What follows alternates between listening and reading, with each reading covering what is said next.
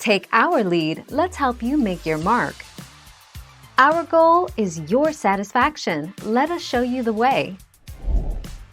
Garlic, like other members of the allium family, contain compounds called disulfides and thiosulfates which can be toxic to cats and dogs if ingested. The ingestion of garlic causes conditions called hemolytic anemia, Heinz body anemia, and methemoglobinemia, which are all manifestation of damage to red blood cells.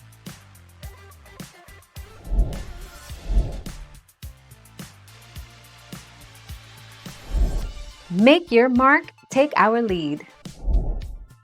As it turns out, our canine companions have a good reason to stay away from the intense-smelling bulbs.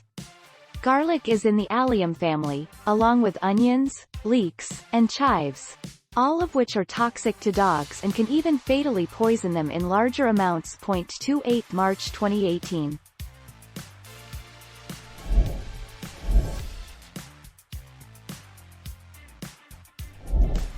Take our lead. An article on garlic by the American Kennel Club states, studies have found it takes approximately 15 to 30 grams of garlic per kilograms of body weight to produce harmful changes in a dog's blood. This means an 85 lb.